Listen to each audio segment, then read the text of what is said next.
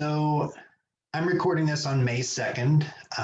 Yesterday, May 1st, was May Day, the International Day of the Worker. It's a day dedicated to the stalwart courage of so many that helped to bring about a more fair and just workforce.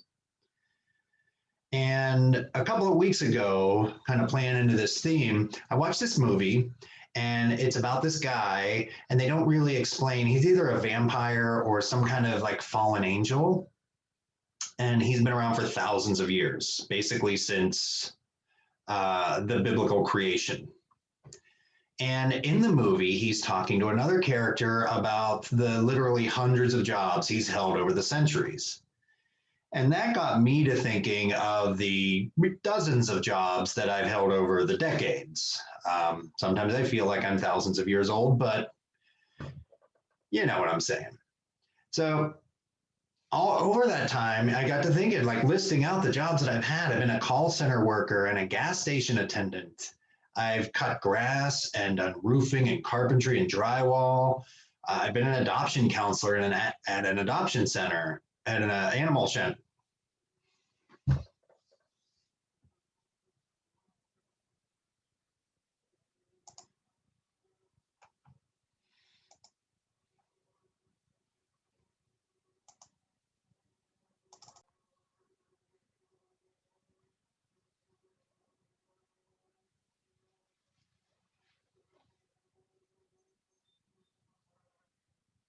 Thank you, Fly. Where are you?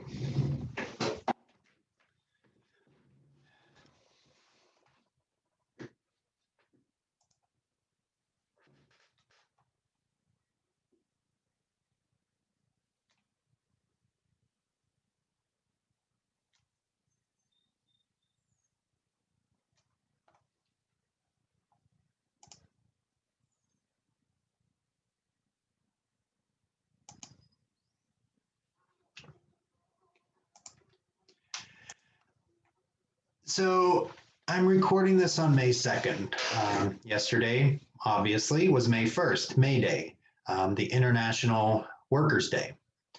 It's a day dedicated to the stalwart courage of so many people who helped bring about a more fair and just workforce. And kind of playing into that theme, I was watching a movie a couple of weeks ago, and in it, the main character, he's either a vampire or some kind of fallen angel, but he's been around for thousands of years, essentially since the biblical creation. And in it, he's talking to another character about all of the jobs that he's held. And there's hundreds of them, and it goes on for about 5 minutes. And that got me to thinking of all of the dozens of jobs that I've held over the decades. Sometimes I feel like I've been around for thousands of years, but that's another story. But then I got to thinking about all my jobs. I was thinking, I've been a call center worker and a gas station attendant. I've cut grass and done roofing and carpentry and drywall. I was an adoption counselor at an animal shelter, an audiobook narrator, and my crowning professional achievement, I sold packages of steak and other meats out of the back of a truck. Kind of like the ice cream man, but with beef and pork. Yeah, that confuses a lot of people. You're welcome to reach out to me afterwards and ask about that. It is a bit, it'll make you a bit confused. So yeah, I've been thinking a lot about work. And especially since just recently I re-entered the workforce after being unemployed since last June and dealing with all of the tension around being unemployed. Now, bear in mind, I was in the same storm as thousands of other people in the United States, but I was not in the same boat. Financially, our family was lucky enough to have a breadwinner that was one of those awesome essential workers that was able to continue going into work and putting themselves in harm's way in order to take care of their fellow humans. My wife, Marnie, worked for the Greater Pittsburgh Food Bank, so her and her team helped thousands and thousands and thousands of people in the Pittsburgh area put food on their tables. So her job wasn't going anywhere. Now, the tension that I was experiencing, it obviously wasn't the same as it was for most of the people that found themselves jobless. We weren't really concerned about covering the low portion of the hierarchy of needs. We were not in jeopardy of losing our food or our shelter or our security.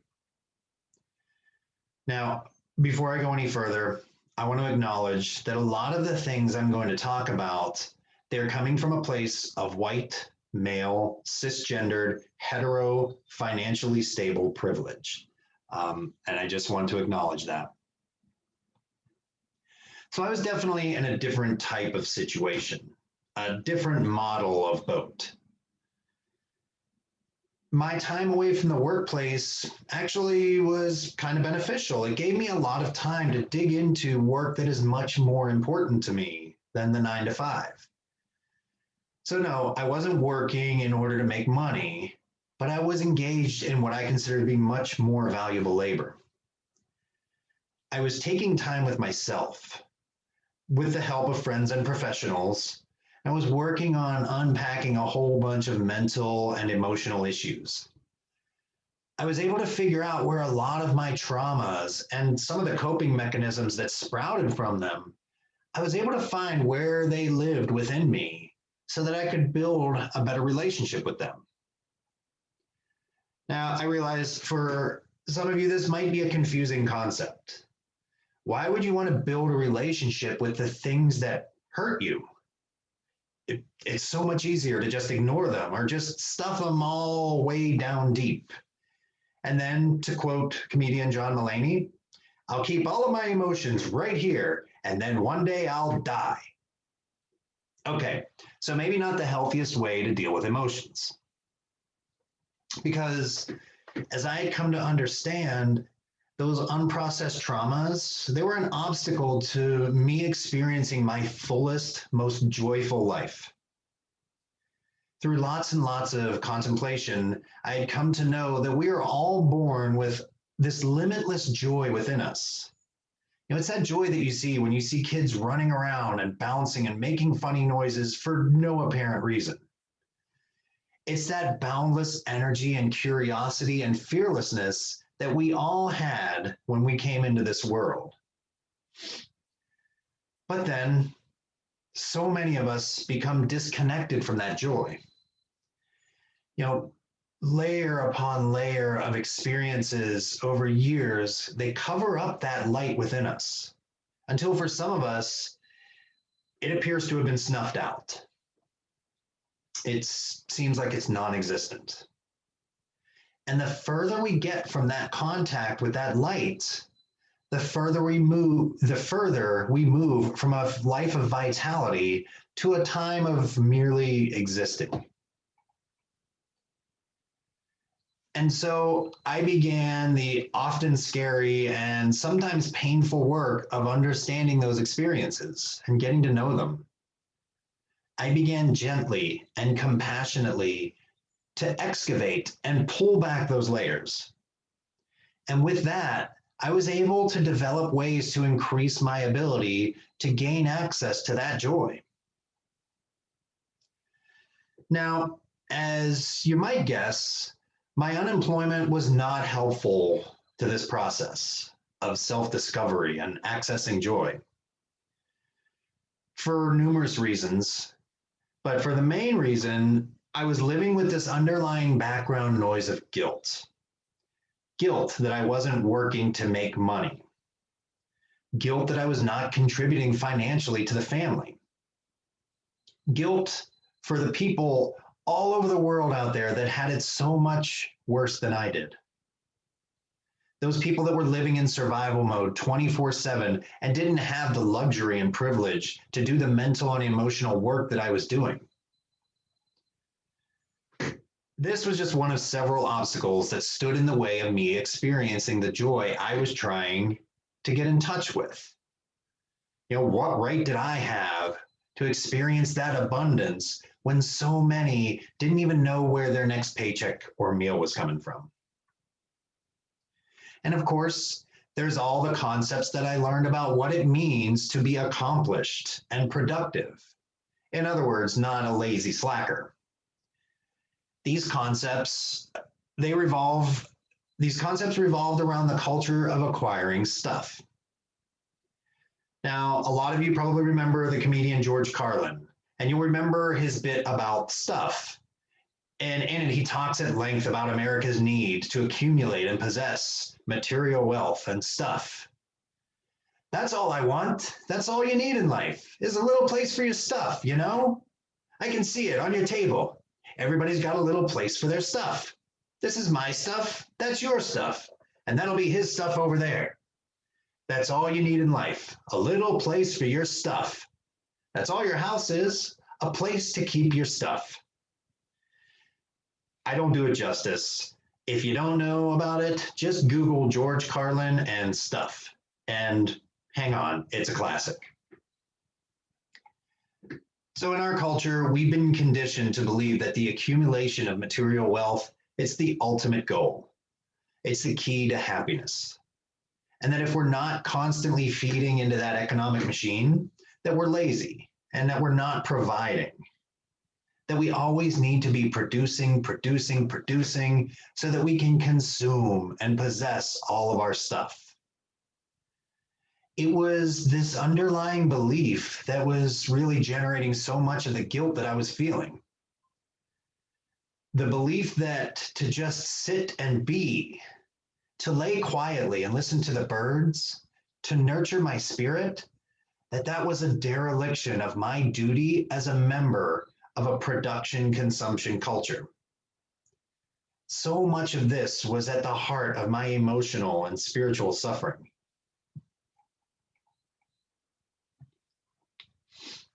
And then I had a bit of a breakthrough. I started thinking a lot about the concept of what I call other wealth. Physical, mental, emotional, spiritual, basically all of the other resources that we have in our lives that are not financial. And there's too many to list, but I'll list some of them. The memories and the lessons and the experiences. All of the things that we have learned about the world and about ourselves. Things that are far more valuable than material possessions. And again, I need to stop. I feel that it's extra important to re-acknowledge that I have the ability to sit and contemplate these things quietly, largely because of my white, male, cisgendered, hetero, financially stable existence. That said, when we're able, it's so helpful to sit back and take inventory of the things that nourish us. To look at all of the ways that our hearts and minds and souls have been fed in healthy ways that have nothing to do with material stuff or accumulation. To count up all of the vast riches that we've gathered. I like to think of the cartoon character Scrooge McDuck, and he used to swim through his vault filled with piles of gold and just lavish himself with his riches. But instead of gold coins, think about the pleasure of watching those first seedlings pop up, or the smell of a dog or a cat that's been lying in the sun. The feeling we get when we are the givers or the recipients of much needed help. Things that have no place in a bank account, that have nothing to do with financial or material gain. You're creating a song or a poem or crocheting a cap. Babies being born and football teams winning. And looking back at divine moments with a loved one that has just passed on. Yeah, that's right. Even sad moments can, and I think should, to the best of our abilities, be healthy and beneficial and connected with our own innate joy.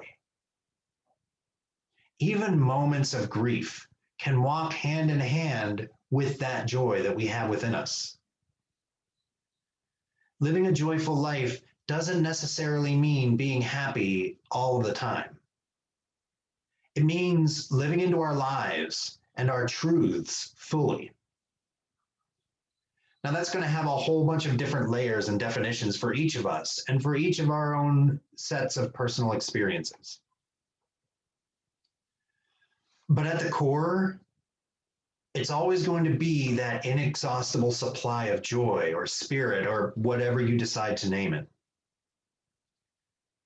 Someone once told me, yeah, money can't buy you happiness, but it can buy you a jet ski. I prefer money can't buy happiness, but it can buy you chickens. Even though a jet ski or chickens might not be your thing, I think you get the point. Money and financial security are definitely part of the equation. Let's just be real about that. And at the same time, living in the stress of a constant survival state, worrying about finances, it's physically and emotionally damaging. As we are able, it is so healthy and so beneficial to focus on the vast hordes of abundance that we can always tap into. Sources of nourishment that are sustainable and attainable, that are not subject to the whims of the stock market.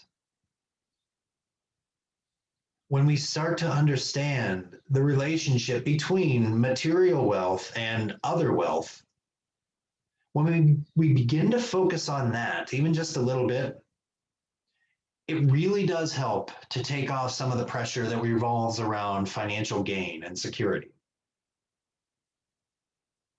Focusing on these things and working towards a greater balance between the two, it's been a life changer for me. It has allowed me to experience life in a much healthier and much more joyful way. And if I've done this particular job well today, or if I have met or exceeded standards, then maybe it'll help you do the same. Knowing that being here today helped you in some small way to come closer to your personal joy, now that's a performance review that I would love to be a part of. Whether the type of work you'll be doing after watching this is for nourishing your spirit or nourishing your finances, or hopefully somewhere in the middle. May you go in peace. May you be well. And I sincerely hope that you have found at least a little bit of what you were looking for by watching this video. Namaste. May you be blessed. May you be well. And rock on.